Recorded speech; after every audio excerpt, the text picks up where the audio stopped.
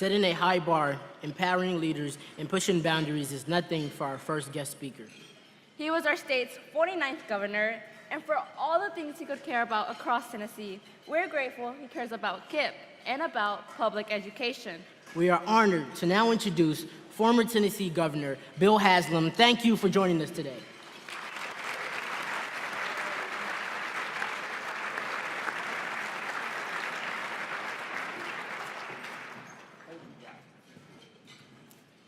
Sorry, I've been out of this job for about 5 weeks and I missed all my cues.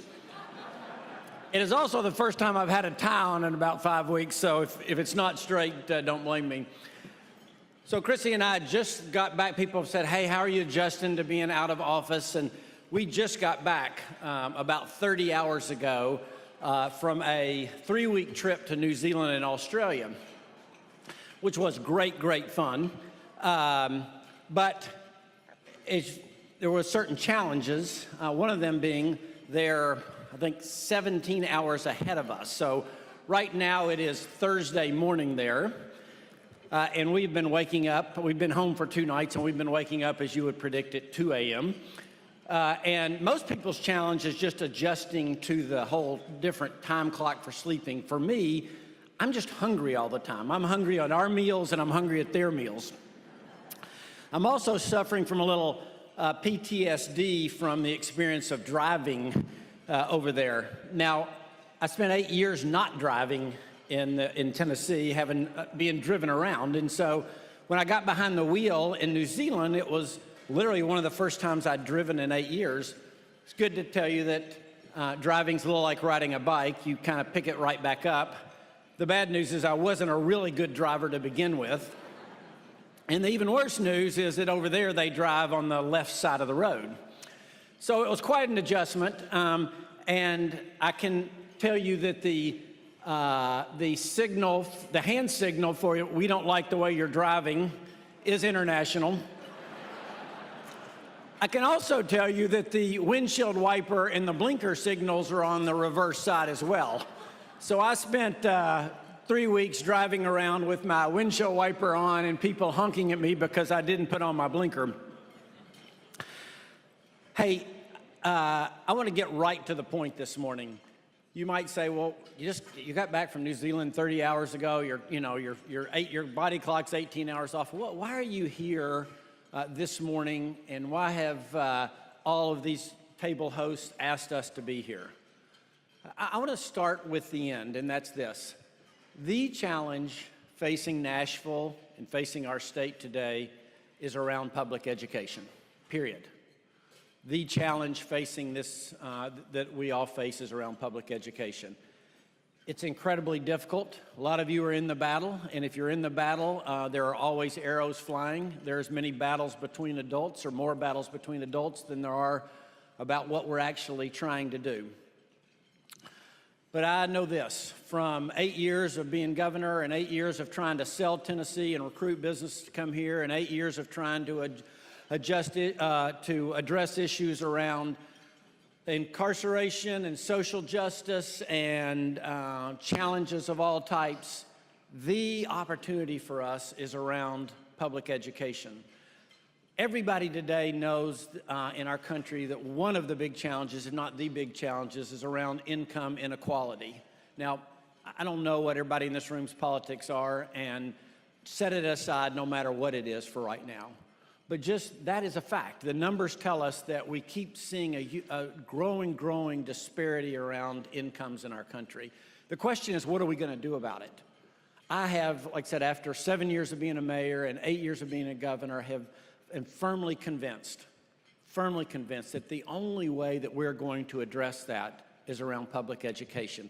There's a big discussion today about some folks who say, well, we're not going to fix education until we fix poverty. And there's a lot of us who believe the exact opposite, that we're not going to fix poverty until we address education in the right ways. And so the reason I'm here is that KIPP is one of those groups that truly is addressing this in the right way, truly is saying we're about better outcomes for kids. when you hear, maybe you're in the middle of the education issue, and so you're familiar with it, and you kind of know what the battle lines look like. But if you're not, and you hear the discussion, you're trying to figure out, well, whose side am I on? I always hear them arguing at school board meetings and all these other places. Whose side am I on this? Always listen for the folks who talk about better outcomes for kids. KIPP is all about better outcomes for kids, and they have the data to show that. They have the data to show that the kids that come to their schools really are attending college at a higher rate, really are ending up with better futures than those kids that haven't had that same experience. We did something that got a lot of attention around the country in Tennessee when we launched the Tennessee Promise. It was this promise of 2 years free of community college or technical school for anyone who finished high school. Well, we learned something now that we're into that program for 5 years, that free access doesn't do you any good at all if you're not prepared when you get there. And so being a state where everybody can go to college for free is wonderful, but if you get there and you're not ready, then it's just another wasted opportunity.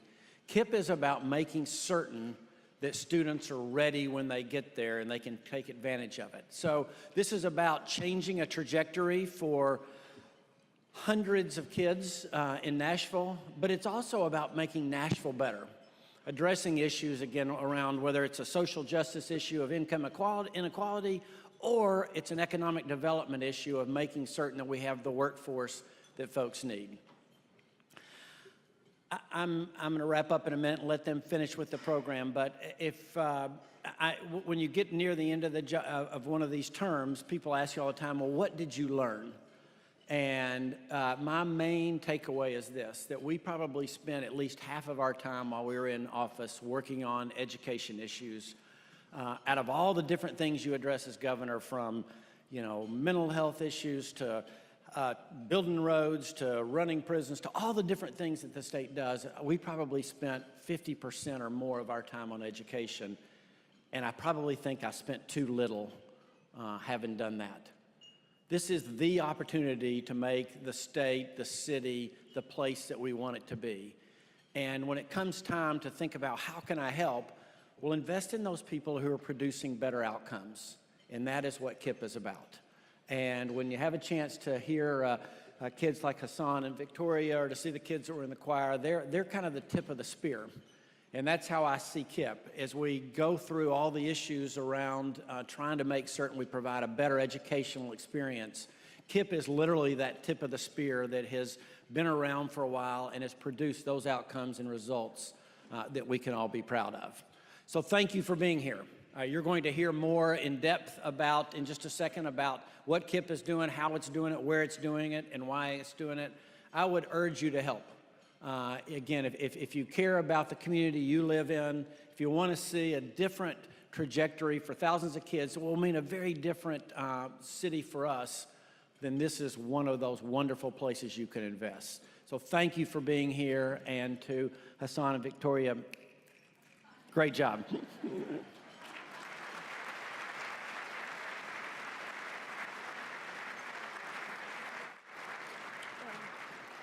Governor Haslam, we are honored to present you with this gift of gratitude for your time here with us today. This is an original piece of art from one of our high school colleagues, Isaiah Hayes. It's also what's on the front of our program today. When you hang this, obviously in a very prominent place in your home, Obviously. we hope you remember this morning and how you helped us. Thank you. Thanks, Hassan.